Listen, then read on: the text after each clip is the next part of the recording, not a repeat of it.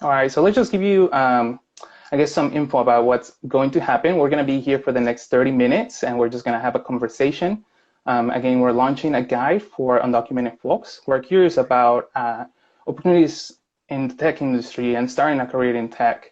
Iliana Perez, he is joining us from Immigrants Rising to discuss a little bit about their programming, and I'll actually let her talk about it more in a little bit. But yeah, let's just get started. I guess we'll start with introductions. First of all, let's just introduce Informed Immigrant. If you haven't heard from Informed Immigrant before, they're hosting us today.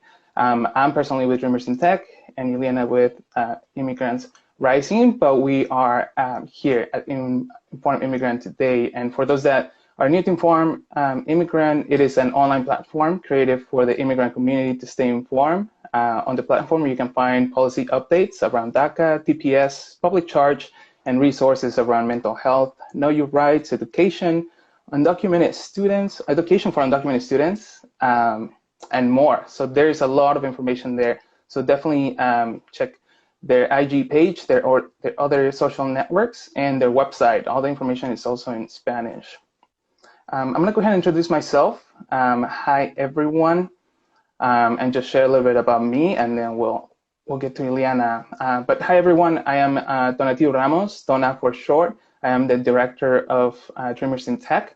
I'm personally a web developer and based in San Francisco, he, him, his. And yeah, and just so you know a little bit about me, I'm originally from Mexico. Came here when I was 16, went through college. I was interested in engineering, and then I was like, I can either be in tech or not, and I decided to transfer to a tech role. So as a non-traditional student, went through a boot camp, came out, and that's when I really got interested in figuring out how to break into tech and how to find paths into getting experience and working in tech as an undocumented individual.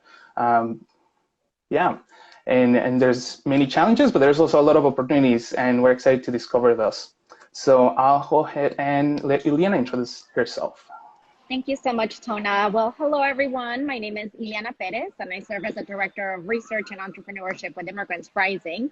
I am also originally from Mexico. I came here about 25 years ago at this point. I was undocumented, became a DACA recipient, and definitely one of the biggest challenges for myself as well as for many other individuals is finding ways to make money.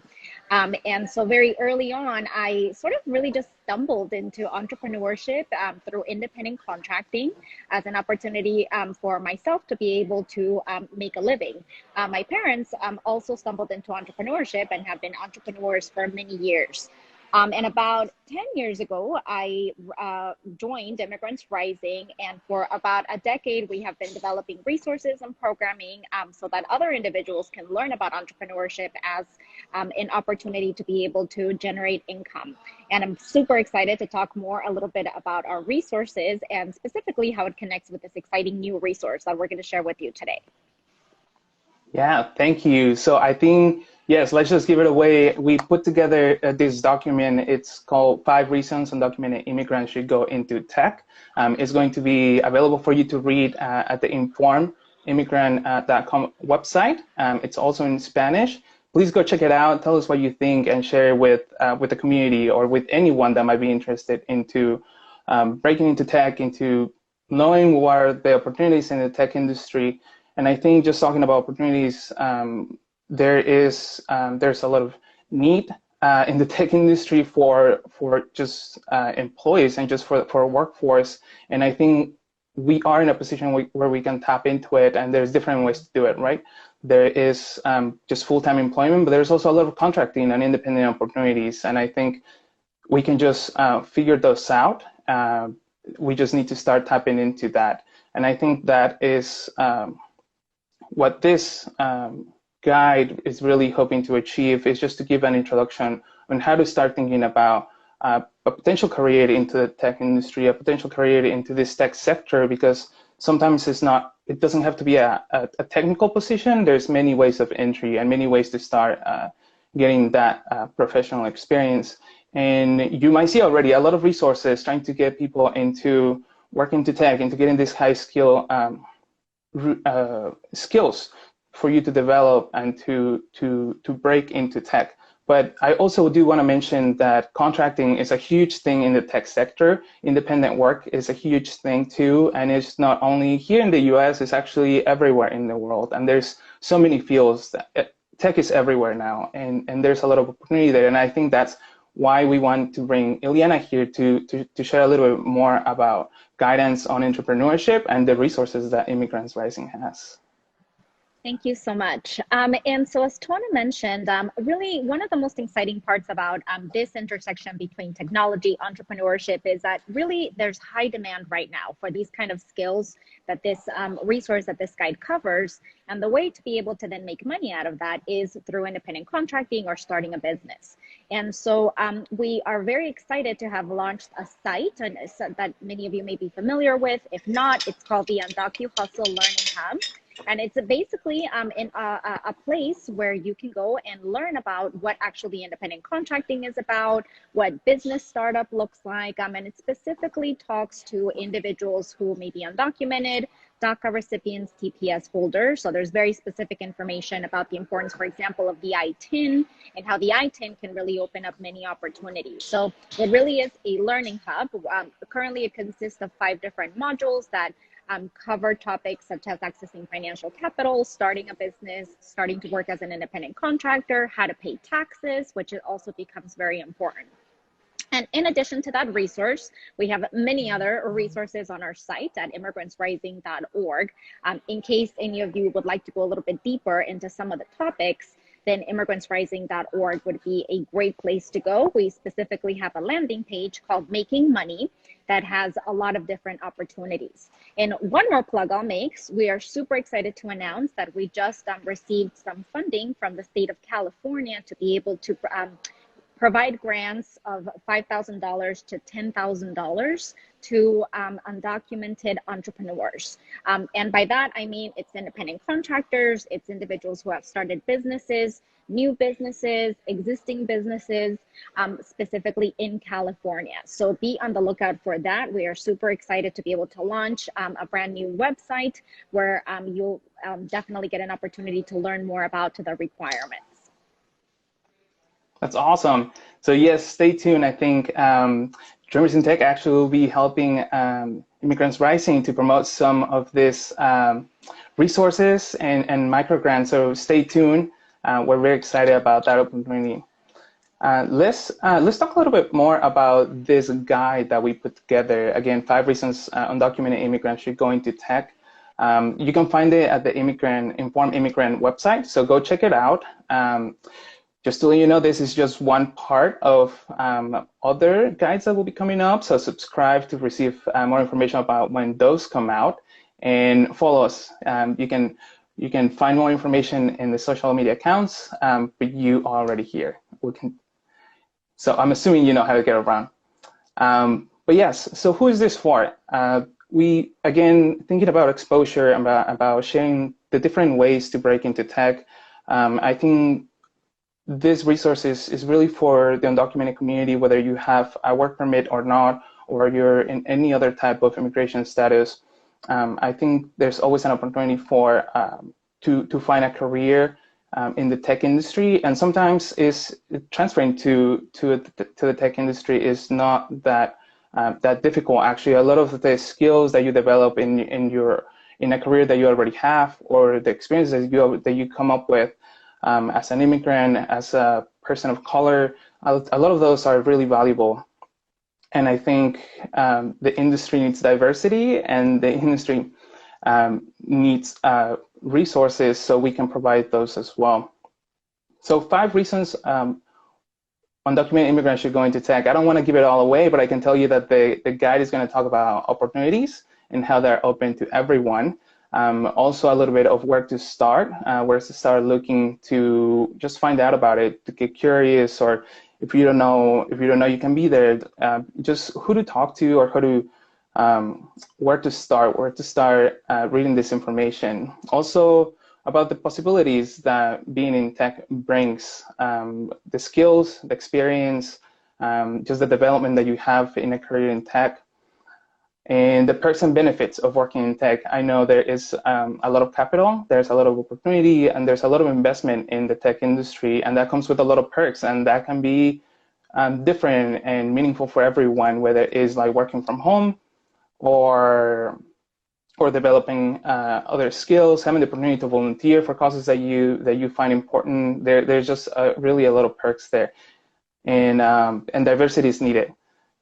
There's definitely a lack of diversity in the tech industry for women, for people of color, for many things, and I think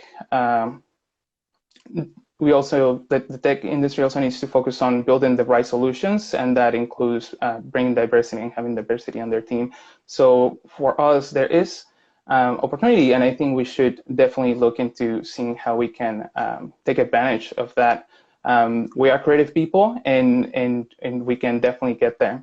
And also the opportunity to give back. I think once you are in the tech industry, you build a lot of skills, and you also build a network, and you really have the opportunity to bring back a lot of information, a lot of resources, and also help the community back. So go to the article, read it, check it out, take some time going through the different sections. Tell us what you think. We're going to post about it in social media, so you can comment there and tell us what your feedback is, and share it. You can share it if you're in a dream resource sentence. Share in a dream resource sentence, so you can share it with the students. Really, this is this hopefully can reach our community that is not only in like cities or in universities, but across U.S., across different regions, and really hoping to bring some exposure to what kind of opportunities are in technology. But yeah, I think that was a lot of me talking. Iliana, what do you think? I'm so excited about this resource. I mean, I think what's really great about technology is that really cuts across a lot of different majors, interests that individuals have. It's also not this like one thing that, you know, you sort of choose one path. You can really explore lots of different paths and opportunities. And once you sort of get a hold of that particular skill, say, for example, computer programming is something that you are interested in, then it becomes very easy to then market yourself and then be able to start making money to start making money and identifying the clients that you need. So, I mean, that's something that I think is just so exciting for any of you, you know, who are watching this, that, you know, maybe questioning, well, you know, I majored in so-and-so, I don't really know how to get a job. I don't really know how to get an internship. I can't get a job because of my immigration status. This is a really great way to begin to think about how do you start putting the pieces together of what you may have learned, either in school, either based on your work experience, and how can technology now be an added skill that you can build upon, and then be able to combine all of that into these independent contracting or business opportunities. So that really is what is so exciting about this resource, the opportunities that we have to partner with different organizations providing the kind of information that you all can utilize to be able to really be on your way to be able to utilize your skills and be able to make money along the way. Yeah, I think it's just so interesting. Tech is in everything now, right? And I think you can go into any field and there'll be some type of tech involved. Like tech, there's fintech, tech is finance, entertainment, legal, architecture, fashion. Like there are all these different fields and sectors that they just overlap. And I think that's exactly why there's so much demand in the tech industry. So you can be in the nonprofit sector, you can be in the entertainment field, and I think you can definitely find an opportunity for to develop skills that are technical, maybe non-technical, but within the tech sector as well. There's so many startups, and I think that's another huge place to find opportunity to find professional development, to start your own startup, to go into entrepreneurship. I know we're all creative people and we all have great ideas, and it's just a matter of finding those pieces, connecting them, getting to the right network, and really start asking questions to see where you can fit in and find these opportunities. Iliana, anything else you want to share? I'm very excited about the seed grant and what that means for entrepreneurs. I I think on the side of Dreamers in Tech, I'm excited to really just connect and help any individuals, and not only in tech, but in STEM fields, to see what starting a business will be. I don't know what you've experienced with other entrepreneurs that you already met, or what your hopes are. Yeah, definitely. I mean, over the past few years, we've been able to provide different types of grants to a variety of different entrepreneurs in lots of industries. And we definitely know that access to financial capital is one of the biggest barriers, which is why we have been advocating and want to make sure that these opportunities are available, specifically related to the opportunity to receive these micro grants from the state itself. And we're hoping that this is just the beginning, that there many more opportunities can be opened up. But part of the training will involve individuals going through a curriculum, because oftentimes individuals.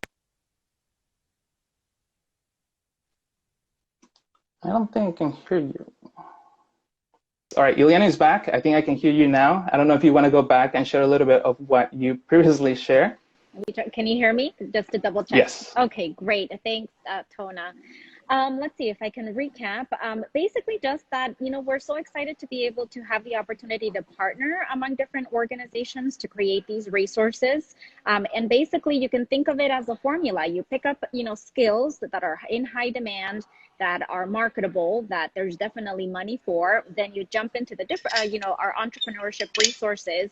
And really what's exciting about this is also joining some of the networks. I mean, I'm so excited to be able to partner, for example, with Dreamers in Tech, which is an amazing network to join, where you all can help each other, talk about some different ideas, help each other, for example, apply for the seed funding, share different resources that you're all coming across. That is also something that is super exciting. Yeah, so let's just go over it again, and just tell people where can they start. So I think first of all, go ahead and read the guide again, share it if you want, give us comments. I think as for Dreamers in Tech, you can join our network. You don't have to be in tech. You can just be a tech enthusiast. But we do have a network of professionals and students and people that are just interested in tech. And any questions that you have, or anything that you're going through, trying to break into tech, or questions, questions that you have, you can ask them there.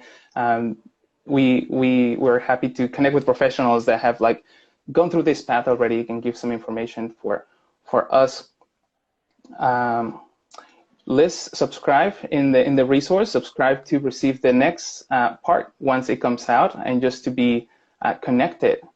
And I'll pass it to you, Iliana. What should they expect, or where should they start?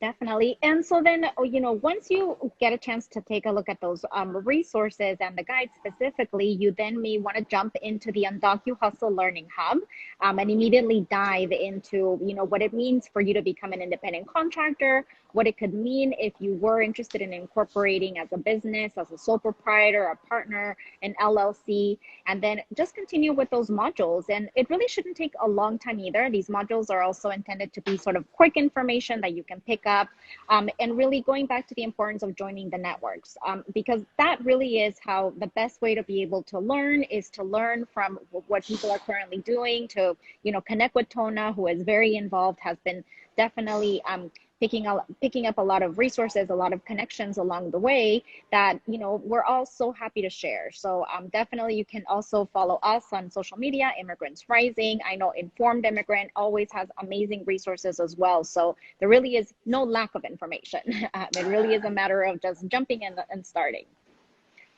All right. So I think with that, let's just jump into the Q&A, unless you have anything else to add. But I think we can start taking questions. What do you think? Do it. Yeah, let's see what folks have to say. Any comments, questions? All right, so please add your questions to the chat. But let's start with this one. Do I need to know how to code to get into tech? Definitely not. You don't need to know how to code. I guess, first of all, there's a lot of no-code thing. There's like a whole no-code movement now where you don't need to learn how to code to actually build a website or build an application. So you can definitely look into that. And no, you don't need to code. There, tech companies have the needs of any other company. So you can be in human resources, you can be in finance, you can be in all other departments of a company and break into tech, and from there you can just transfer to a different field. You know, I was just reading job postings, and there's so much writing, like content writing and marketing, and there's all these things that just startups and tech companies need. Let's see. The other question I have here, are there any legal opportunities in the tech sector?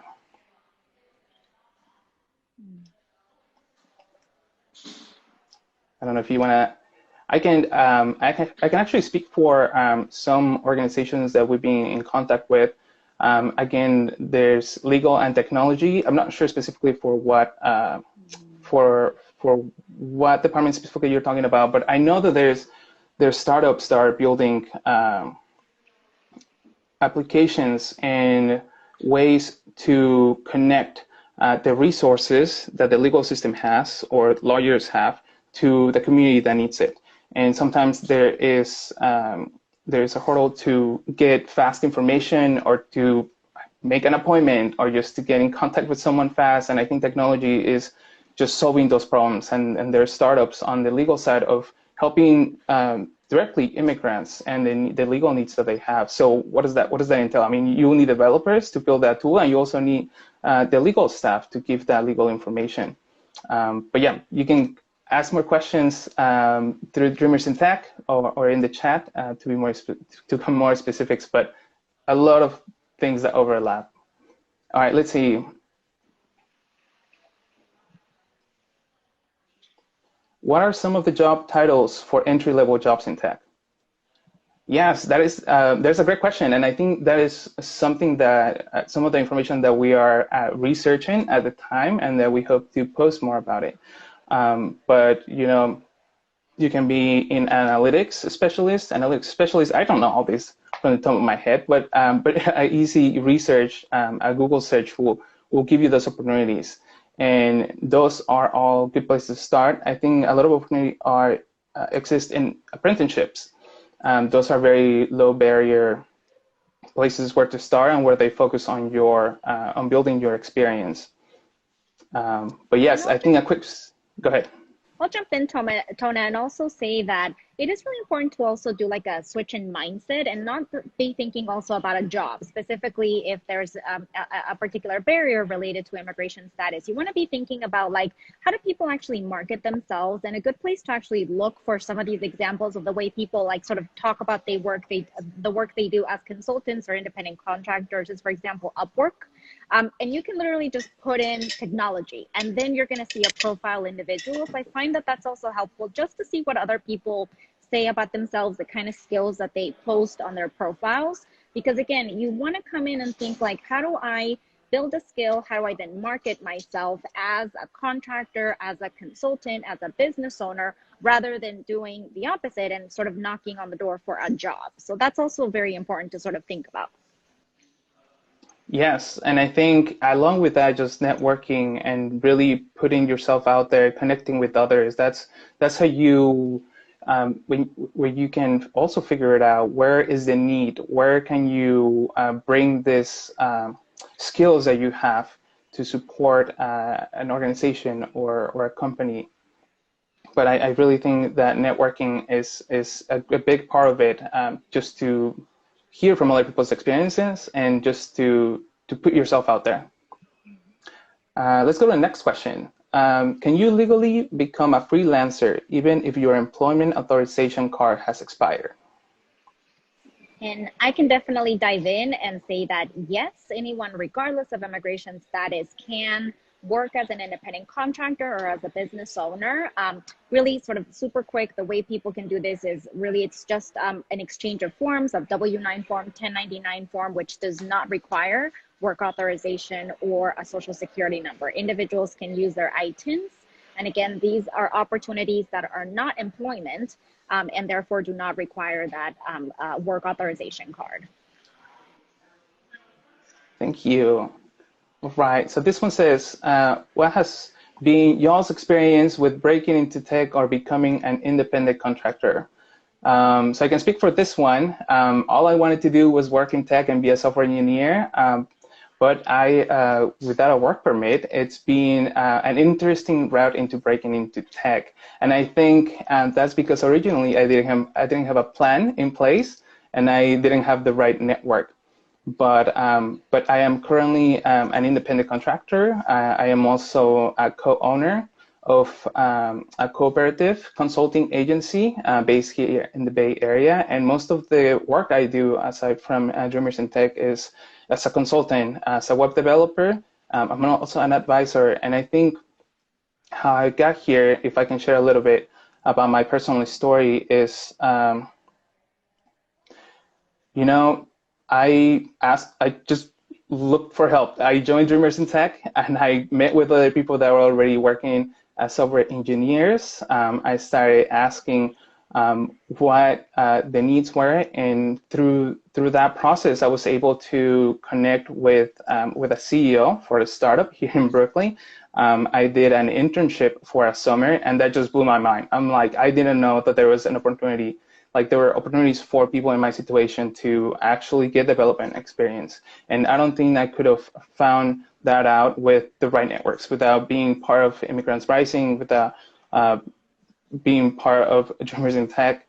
From there, it was just building my experience. And I think that came from working for free sometimes, also for helping other nonprofit organizations, working with friends, developing their websites. And for me personally, where I am right now, because of the different things that I do, I realized that web development, it was a lower and an easier place for me to get experience, to connect with people. And that has also led me to learn a lot about branding and marketing and all these other things that have to do with an entrepreneurship.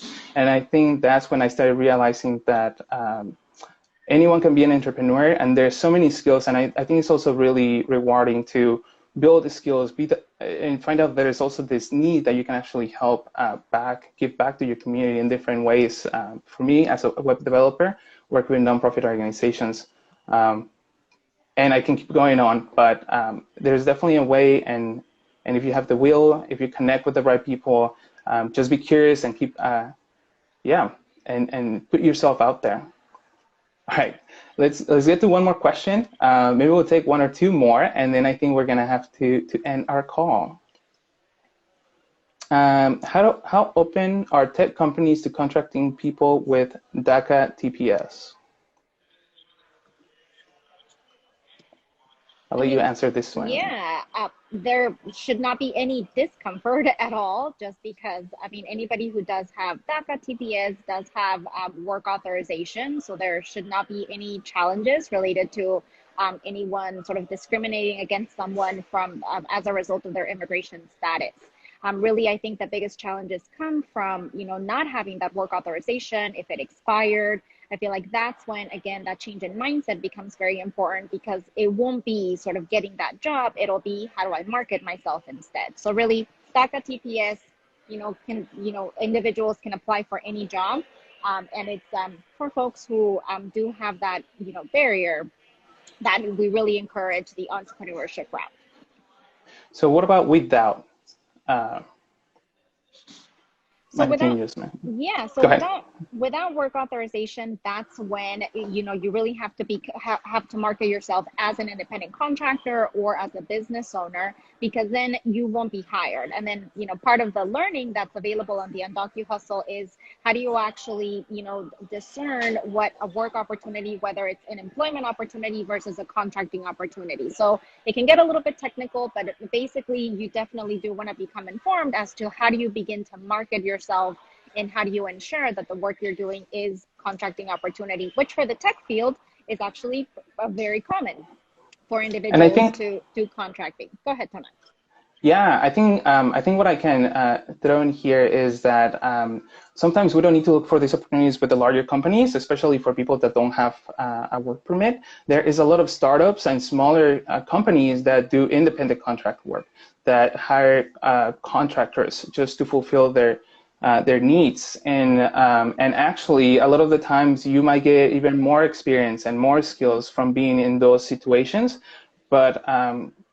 But again, we need to start thinking that I mean, it would be great to work at a big company, but there's also a lot of opportunity in smaller companies and also companies that are interested in helping our community. And that can happen in different ways. You don't need to share anything about your background, but you can put yourself in angel list in these other websites where they can hire you as an independent contractor for those small companies, startups. There's just so much opportunity. We just really need to start researching and tapping into different places so we can so we can just find these opportunities.